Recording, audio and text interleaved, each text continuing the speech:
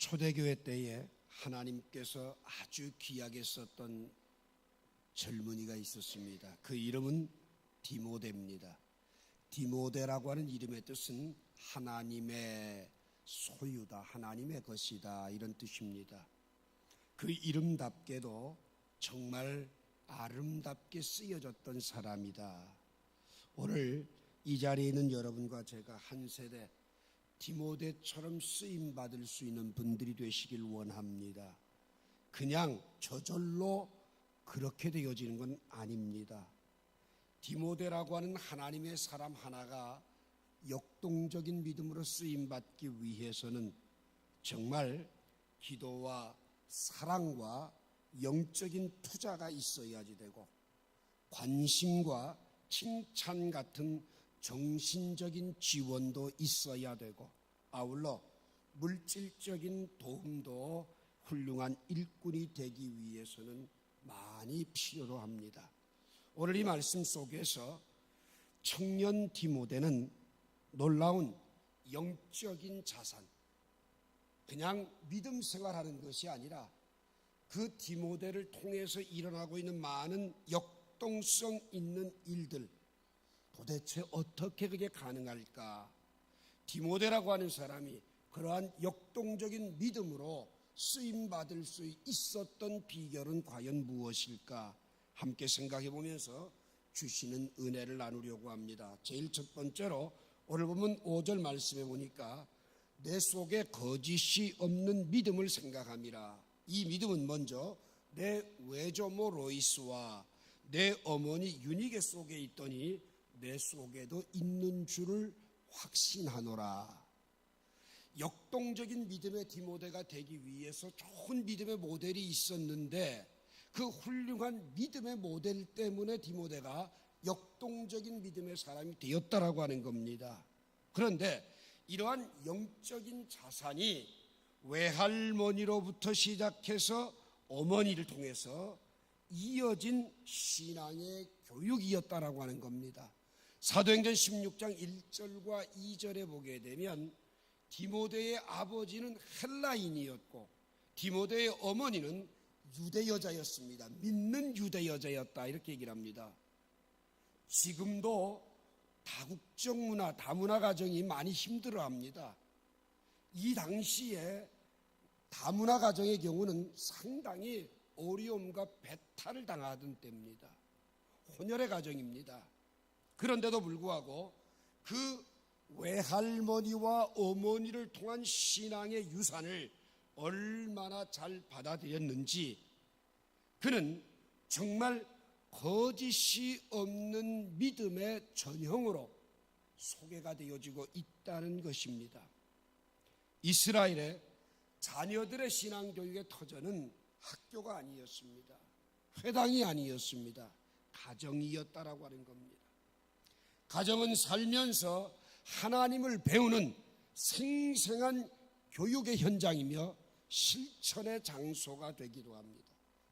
부모님은 하나님을 알게 하는 가정의 제사장이요, 삶의 모범을 보여주는 인생의 교사요, 함께 인생길을 걸어가는 친구와도 같은 역할이 바로 믿음의 모델인 부모님을 통해서 이루어진다라고 하는 겁니다. 유대의 어머니들은 아이들을 데리고 이웃집에 마실을 다니는 적이 없고요, 식사 시간에는 대화를 하지 않고요, 텔레비전을 본다든지 이런 일들을 하지 않고 함께 성경을 읽으며 살아계신 하나님을 배우는 데 역점을 두고 있다는 겁니다. 믿음의 어머니와 믿음의 외할머니가 버팀목이 되었기에 한 세대 쓰임받는 예수의 청년 디모데가 만들어졌고, 여러분, 역동적인 믿음으로 한 세대의 아름다운 역사의 획을 긋기에 충분한 일꾼이 되었다라고 하는 겁니다. 믿음과 순종의 사람 아브라함, 그에게 태어난 아들 이삭이 순종의 사람이 될 수 있었던 것은 너무 당연합니다. 서슬퍼런 애굽의 왕이 모든 사내 아이를 죽이라는 명령을 거스려서 죽을 각오로 아이를 숨기며 키워왔던 아므람과 요게벳이라는 부부를 통하여서 민족의 지도자 모세가 태어나고 키워졌다라고 하는 거죠. 영적으로 암울하고 어두운 시대에 눈물의 기도로 하나님 앞에 엎드렸던 한나를 통하여 사무엘이 태어나고 길러졌습니다. 대부분의 사람들은 부모로부터 무엇인가 유산을 받게 됩니다. 그런데 이 디모데는 부모로부터 물질적인 것이나 재산적인 것에 유산을 받은 것이 아니라 신앙적 유산, 정신적 유산을 바르게 받았다는 거죠. 요즘 황금이 만몬인 황금 만능주의 시대가 지배하고 있는 이 시대, 믿음의 가정이라고 하면서도 돈에다가 절대 가치를 두고 거기에다가 모든 것들을 집중하고 살아가고 있는 오늘 현실 속에서 부모로서 자녀에게 무엇을 물려줄 것인가, 가장 중요한 유산이 무엇인가, 오늘 이 디모데를 통해서 우리는 배워야 될 것입니다.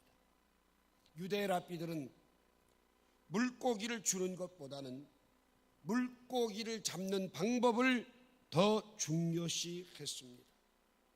역사적으로 위대한 업적을 남긴 사람들은 부모에게 재산을 물려받은 사람이 아니라 영적 유산을 물려받은 사람들이라고 하는 사실입니다. 위대한 정신적인 유산과 신앙의 유산은 자녀들의 인생에 큰 원동력이 되어서 위대한 삶과 한 세대의 역사의 획을 긋는 인물로 배출되게 되죠. 그러면 이 디모데는 그 어머니에게 어떤 믿음을 물려받았느냐? 3절에 보니까 청결한 양심으로 조상 때부터 섬겨는 하나님께 감사한다.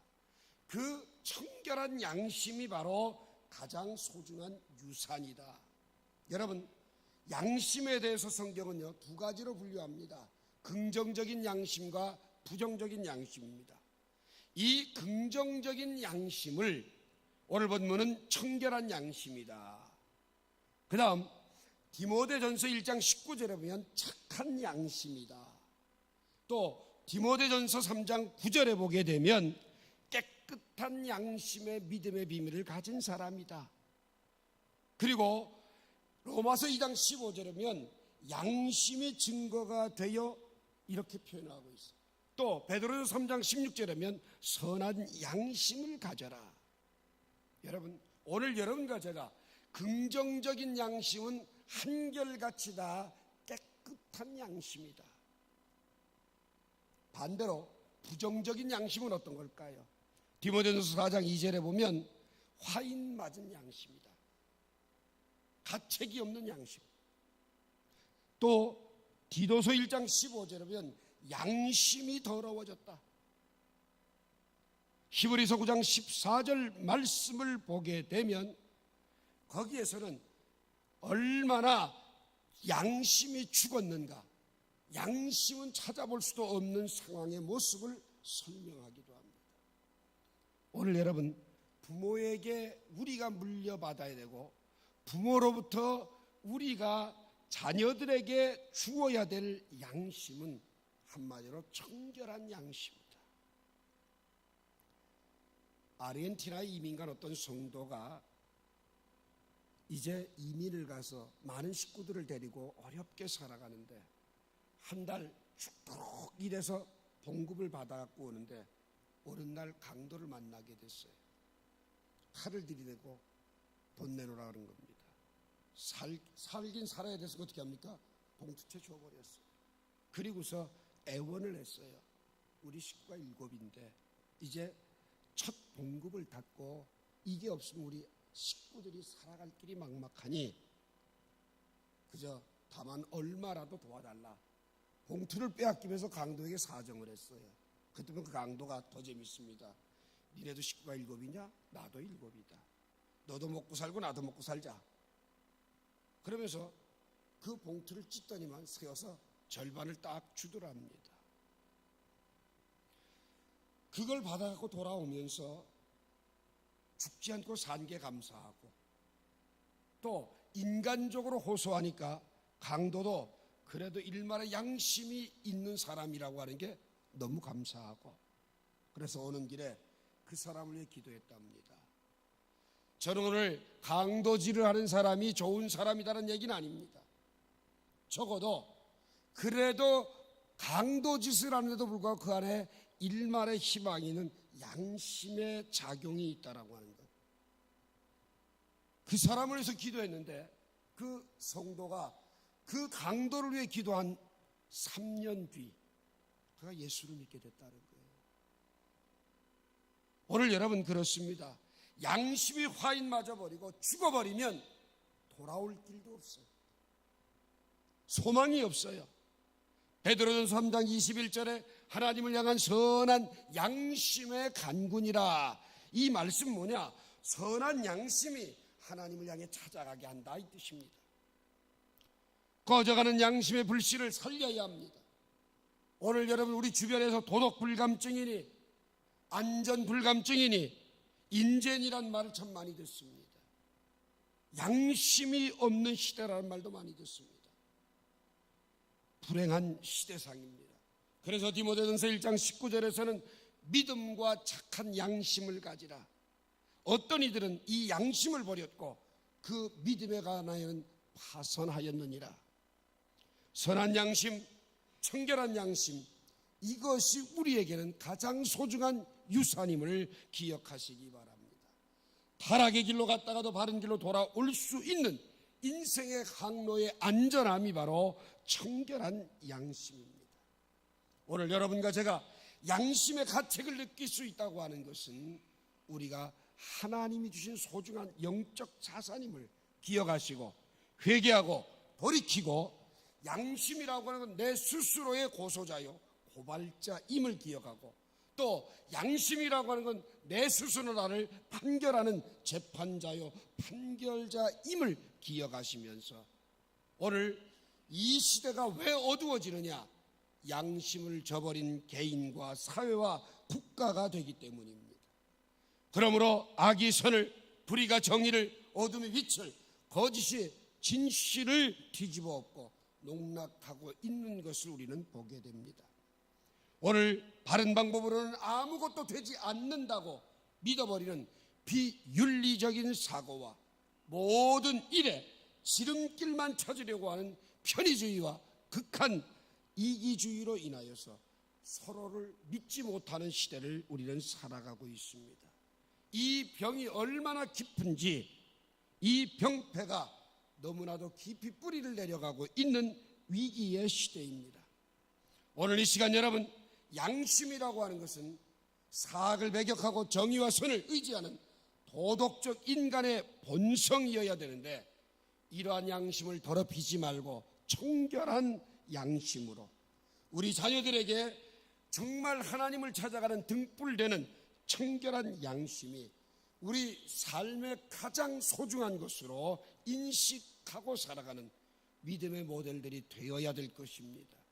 또한 디모데는 두 번째로 진실을 유산으로 받았어요. 내 속에 거짓 없는 믿음을 생각합니다. 거짓 없다는 말은 진실하다라는 뜻이에요. 진실이 자녀들에게 물려줄 최고의 유산이라는 얘기입니다. 진실의 반대는 뭡니까? 위선과 불성실입니다. 예수님이 가장 많이 책망한 게 뭡니까? 위선입니다. 착하기만 하고 의롭지 않으면 무능한 사람이 됩니다. 의롭기만 하고 착하지 않으면 싸나운 사람이 됩니다. 진실하기만 하면 하나님과 사람에게 사랑을 받게 될 줄로 믿습니다. 속임수를 쓰고 거짓말도 적당하게 하고 어물어물 넘어가는 사람, 현명한 사람처럼 그런 사람들이 보여지는 이 시대, 여러분, 속이는 자가 흥하고 정직한 자가 망한다고 하는 마귀의 속임수에 넘어가지 않았으면 좋겠습니다. 우리는 진실하게 살아야 되고 진실을 가장 소중한 유산으로 물려주어야 할 것입니다. 그래서 믿음직한 사람, 진실한 사람, 성실한 사람이 이 세상을 이끌어갈 수 있는 디모데 같은 역동적인 일꾼들이 배출되길 원합니다. 체코프라하 중심의 광장에는 얀 후스라고 하는 사람의 동상이 서 있습니다. 그 후스가 한 말, 진실을 배우며 진실을 사랑하며 진실을 말하며 진실을 양보하지 않으며 죽을 때까지 진실을 지키리라. 여러분, 진실은 최후의 승자가 된다는 사실을 기억하시기 바랍니다. 그래서 우리의 삶이 진실하게 될 때에 그것을 자녀들에게 유산으로 물려줄 수 있고, 그것만이 인생의 진정한 성공의 자본금이 된다는 것을 기억하시기 바랍니다. 여러분이 잘 아는 워너메이커라고 하는 백화점 왕이라고 하는 사람은요, 원래 남의 집에서 웨딩드레스를 만드는 점원으로 일을 했어요. 그런데 하루는 어떤 분이 와서 웨딩드레스를 마음에 드는 걸 사서 골라서 이거 어떠냐고 물었어요. 그때 그 워너메이커가 뭐라고 그랬냐, 이건 어깨 쪽에 조금 문제가 있는 것 같다. 손님에게 솔직하게 얘기한 거예요. 그 손님이 물건을 안 사고 돌아가 버렸어요. 그걸 지켜보고 있던 주인은 워너메이커에서 야단을 칩니다. 적당하게 이야기하고 좋다 그러면 팔았을 텐데 그걸 왜 안 팔고 그냥 보내느냐고 야단을 칩니다. 그때 워너메이커가 하는 말이, 진실해야지요. 진실해야지. 그 진실이 정직하게 손님을 대하고 신용을 얻게 되니까 후일 그는 백화점 왕이라고 하는 명칭을 받은 부자가 되었습니다. 오늘 여러분과 저도 진실이 유산으로 물려줄 수 있는 신앙의 모델들이 되길 바랍니다. 또 한 가지는 믿음의 유산을 받았어요. 5절에 보면 이 믿음은 먼저 내 외조모 로이스와 내 어머니 유니게 속에도 있더니 이렇게 얘기를 합니다. 여러분, 믿음의 유산, 여러분 이 세상 어떤 유산보다도 가장 소중한 겁니다. 대부분의 사람들은 자기 자녀들에게 행복과 번영을 재산으로 남기고 싶어합니다. 권력이나 기술을, 학문이나 명예를 물려주려고 합니다. 여러분, 이런 것들은 다 쇠하는 것들이에요. 그것보다 더 큰 게 뭐냐? 신앙의 유산입니다. 미국을 개척한 총교도들이 후손들에게 가장 중요한 건 뭐예요? 총교도적 신앙을 물려주는 거예요. 개척 정신과 총교도적인 신앙, 그것이 바로 무에서 유를 만들고 황무지에서 장미꽃이 피게 하고 죽음에서 부활하는 창조력을 발휘하여서 불가능을 가능케 하는 능력의 역사가 나타나게 된 것을 믿으시기 바랍니다. 여러분, 왜 신앙의 유산이 중요하냐면 신앙의 유산이 있어야만 삶의 목적을 바르게 깨닫기 때문입니다. 믿음이 좋은 사람들은 내가 왜 사는지 인생의 목적이 분명합니다. 여러분 스스로 내가 믿음이 바르게 됐느냐 안 되느냐, 내 삶의 목적 없이 하루하루 살아가고 있다면 그 사람은 믿음이 없는 사람. 믿음의 유산을 가진 사람은 자기의 삶의 목적을 뚜렷하게 가지고 있어요.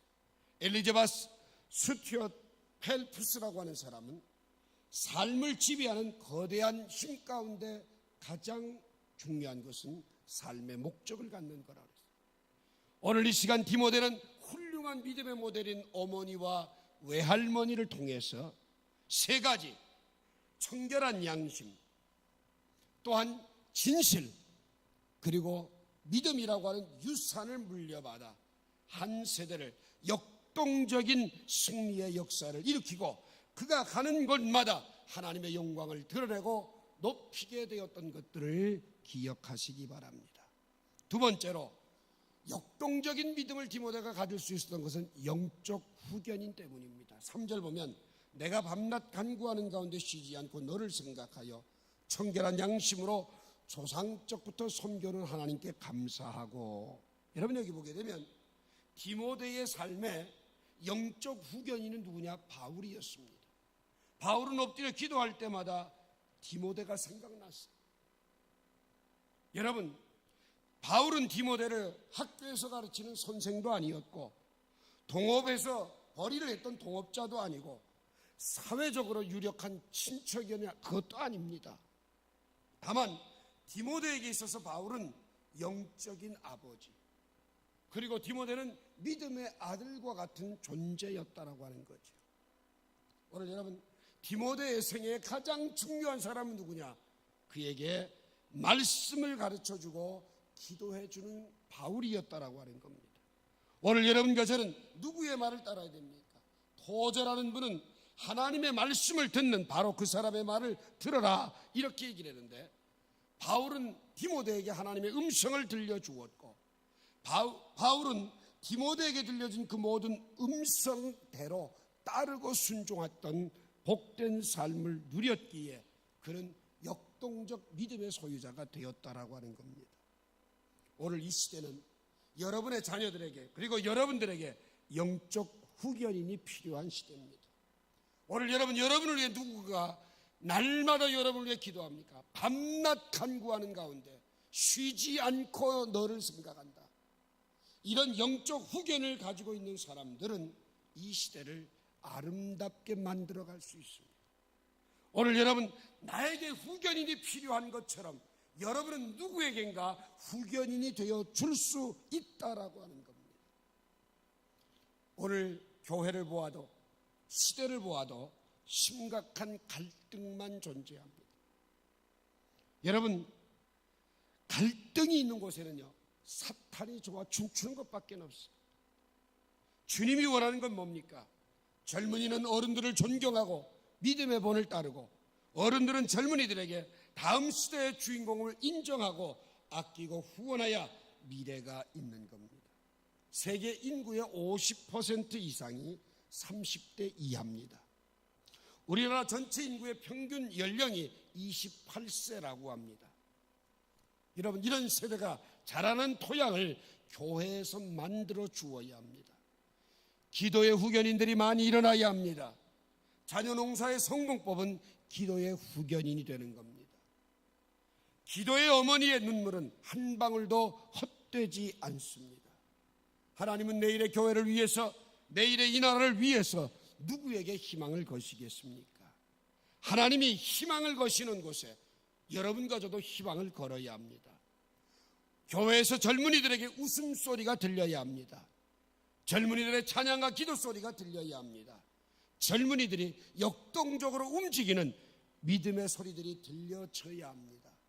그러기 위해서 필요한 것은 밤낮 간구하는 영적인 후견인들입니다. 여러분에게 맡겨주신 천하보다 귀한 생명들, 여러분들에게 맡겨진 자녀들을 위해서 후일 여러분이 눈물 흘리지 않고 그 자녀들을 통하여 기쁨을 얻기를 원한다면 영적 후견인 된 사명을 감당하시기 바랍니다. 여러분 자녀를 위해서 밤낮 기도하십니까? 쉬지 않고 기도하십니까? 기도에 쉬는 죄를 범했다면 회개하고 영적 후견인 된 사명을 감당하는 귀한 은혜가 있기를 주의 이름으로 축원합니다. 마지막 세 번째로 6절 말씀 봅니다.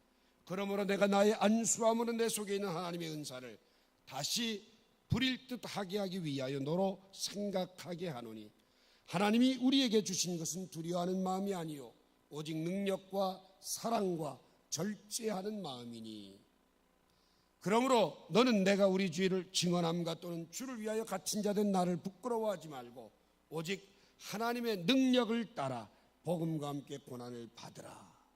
여러분, 바울은 디모데의 믿음을 칭찬합니다. 이 믿음이라고 하는 건 뭐냐? 하나님과 끊을 수 없는 끈이 바로 믿음입니다. 믿음이 좋다는 말은 하나님과 맺은 끈이 좋다는 뜻입니다.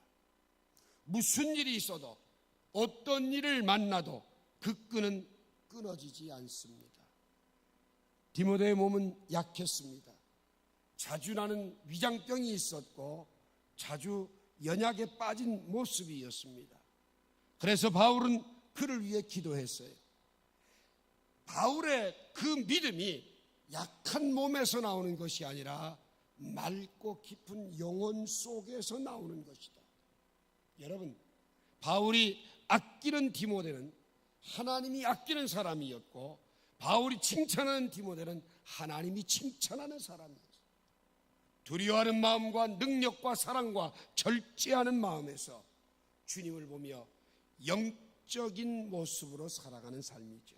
오늘 여러분과 제가 가진 성경을 가만히 보시게 되면 7절에 오직 능력과 사랑과 절제하는 마음이니 하면서 그 마음 앞에 일자 관주가 있는데, 밑에 보게 되면 영이다 이렇게 표현되어 있어요.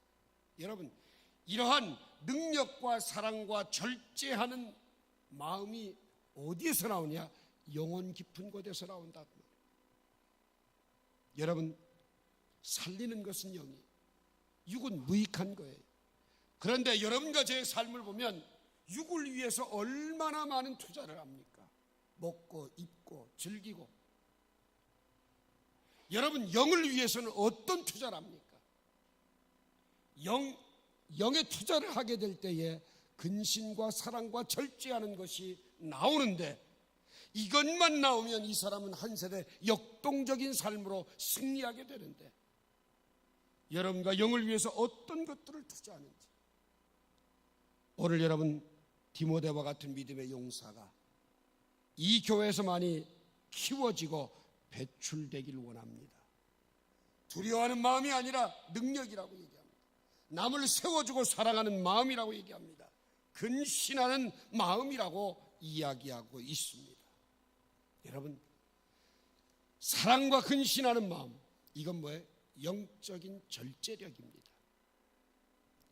오늘 여러분과 제가 잭 피아라고 하는 사람은요, 내 일생을 돌이켜보니까 참 많은 장애물들이 있었는데 그 중에 가장 큰 장애물은 누구냐? 내 자신이었다라고 하는 겁니다. 내가 믿음 생활하는데 가장 큰 걸림돌이에요. 내가 하나님의 뜻을 이루어가는데 가장 큰 걸림돌이에요. 여러분, 이것을 깨달아야 하나님 앞에 쓰임받을 수 있어요. 근신하는 마음, 절제하는 것, 이게 다 뭐예요? 내가 조절되지 않는 것. 나를 절제할 줄 아는 것, 이것이 바로 하나님께서 우리를 쓰시는 역동적 믿음의 소유자가 되는 비결입니다. 다른 사람에게 이래라 저래라 하는 게 아니죠. 내 자신을 컨트롤할 줄 아는 사람이 되는 것. 에이브라함 링컨 대통령은 내가 준비만 된다면 기회는 내게 주어질 것이다. 여러분, 바로 이러한 믿음과 은사가 하나님이 쓰시는 기쁜 조건이었음을 기억하시길 바랍니다. 오늘 여러분 하나님 앞에 인정된 일꾼들이 되기를 원하십니까? 말씀을 듣고 행하는 사람이 하나님이 사용하는 복된 인생이 되기를 소망하십니까? 역동적인 믿음의 소유자인 디모데처럼 오늘 여러분과 제가 세 가지를 가슴에 꼭 각인하실 수 있기를 원합니다. 오늘 이 시간 훌륭한 믿음의 모델을 다른 사람이 아닌 어머니, 다른 사람이 아닌 외할머니가 믿음의 모델이 되어 청결한 양심, 진실, 그리고 또한 여러분과 제가 이 시대를 살아가면서 믿음의 유산을 가지고 살아가는 복된 모습이 되길 바랍니다. 두 번째로는 여러분과 제가 이 세상을 살아가면서 영적 후견인이 있어야, 나를 위해 누군가 밤낮 기도해 주는 사람에 의해서 만들어가고 있다는 사실을 기억하시고, 다른 건 몰라도 여러분에게 주신 여러분의 자녀를 위해 영적인 후견인 된 사명에 잠들지 않길 바랍니다. 그리고 마지막으로 믿음과 은사를 통하여서 한 사람 디모데를 하나님이 쓰셨던 것처럼 가장 중요한 건 내 자신의 장애물을 처리할 수 있는 것이 바로 절제와 근신과 사랑임을 기억하시고, 한 세대 그러한 역동적인 믿음으로 하나님께 영광 돌리고 쓰임받는 복된 은혜가 있기를 주님의 이름으로 부탁합니다. 기도하겠습니다. 귀하신 주님,